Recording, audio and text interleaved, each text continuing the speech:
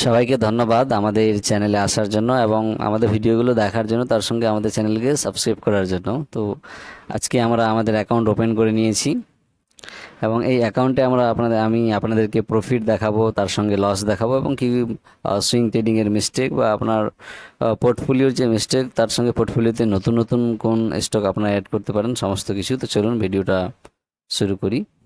দেখুন, প্রথমেই আমরা এখানে দেখতে পাচ্ছেন 30 পিস রিলায়েন্স নিয়েছি। এটাকে আমি সুইং ট্রেড করার জন্য নিয়েছি। আমি প্রথমে স্পষ্ট করলাম এটাকে সুইং ট্রেড করার জন্য। আর আমার এই রিলায়েন্স ইন্ডাস্ট্রিতে যে সুইং ট্রেডিংয়ের টার্গেট থাকবে সেটা থাকবে 5 থেকে 8%।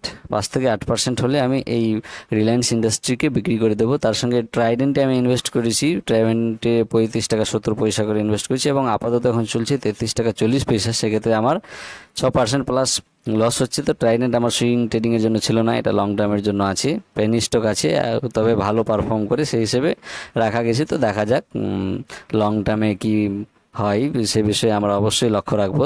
তার সঙ্গে রিলায়েন্স যেহেতু বিগ ইন্ডাস্ট্রি, বড় মার্কেট ক্যাপ, তো রিলায়েন্সকে রাখা যেতেই পারে সুইং ট্রেডিংয়ের জন্য। আপনারা সবসময় মনে রাখবেন, সুইং ট্রেডিং করতে গেলে আপনারা সবসময় হাই লিকুইডিটি বা high capital, high market cap যে স্টকগুলো আছে সেগুলোকে নিয়ে আপনাদের সুইং ট্রেডিং করতে হবে এবং তার সঙ্গে অবশ্যই ইন্ডিকেটার ও চার্ট প্যাটার্নের সাহায্য নিতে হবে। আমি অবশ্যই প্রত্যেক কিছু ভিডিওগুলোতে আলোচনা করি কীভাবে চার্ট প্যাটার্ন করুন, তবে এই ভিডিওর মধ্যে আমি সেই চার্ট প্যাটার্নগুলোকে দেখাবো না। আমি শুধু আমার পোর্টফোলিওর সুইং ট্রেডিংয়ের যে প্রফিট আজকে চলছে সেটা দেখানোর চেষ্টা করছি, যদিও আমি আজকে এটাকে বুক করব না এই প্রফিটকে।